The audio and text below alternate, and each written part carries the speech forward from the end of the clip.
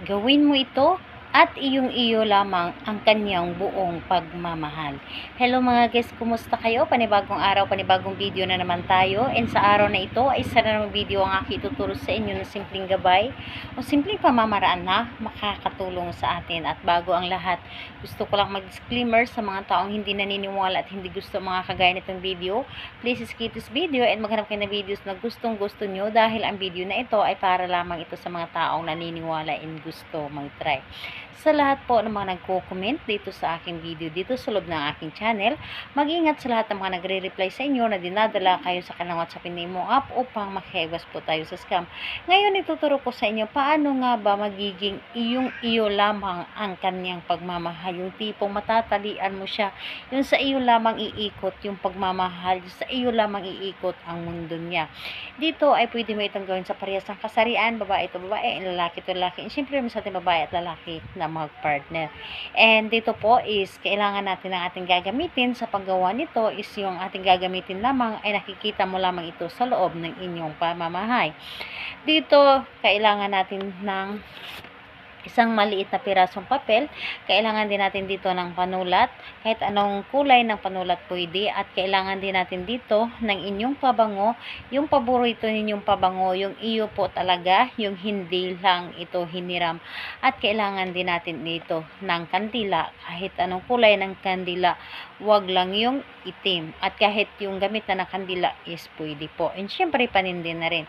So kapag ready na yung aking mga naibanggit na ating gagamitin, syempre kailangan lang natin na i-claim sa ating sarili na gustong-gusto natin itong gawin. Kailangan na alam natin sa ating sarili na buo ang ating loob sa paggawa nito at hindi tayo nagdududa. Dahil kapag tayo ay nagdududa sa ating gagawin, ay isa ito sa mga dahilan na hindi ito gumagana. Dapat po ay buo ang ating loob sa paggawa nito at naniniwala tayo. So kapag ready ka na, pwede mo na itong simulan. Ang gagawin mo lamang dito, napakadali lamang. Dito sa isang maliit na pirasong papel is isulat nyo lamang or gumawa lamang kayo ng triangle. So gumawa lamang kayo ng triangle at yung triangle na yon, so kung nakikita po ninyo dito sa gilid, sa tatlong gilid na ito, yung isa, dalawa, tatlo sa baba ay isulat po ninyo ang inyong pangalan. Pangalan po na ikaw ang gumawa. So, isulat mo dito yung ang inyong pangalan na ikaw ang gumawa. At dito sa gitna, isulat mo ang pangalan ng inyong target, ng inyong partner. So, isulat po ninyo dito. Kailangan buong pangalan niya po na inyong isulat. Kapag naisulat nyo na ang kanyang pangalan dito, kumuha kayo ng inyong pabango, isprayhan lamang ito ng isang spray or di kaya patak dito at ipahid mo dito ang pabango at saka mo ito sunugin. Sindihan mo ang kandila at sunugin mo ito at habang sinusunog mo ito, humiling kayo na sa pamamagitan nito iyong iyo lamang or akin lamang ang iyong pagmamahal.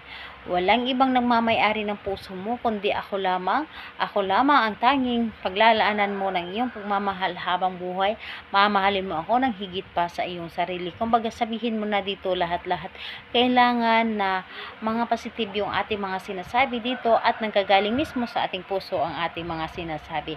So ayun, ano ang gagawin natin sa abo na ito? Ang gagawin mo ito, itapon mo ito sa labas at hayaan mo ito ilipad sa hangin. Ikaw mismo ang makakaramdam nito na ito ay gumana na dahil ito ay ipaparamdam ng inyong partner sa iyo.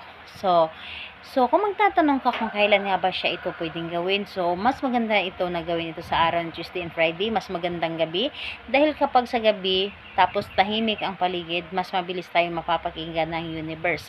Pero kapag hindi ka makapaghintay ng Tuesday and Friday, pwede naman ito sa ibang araw, lalo na kapag ramdam mo sa inyong sarili na malakas ang inyong energy. So, ayun po, salamat po sa inyo. Bye bye everyone. God bless us all.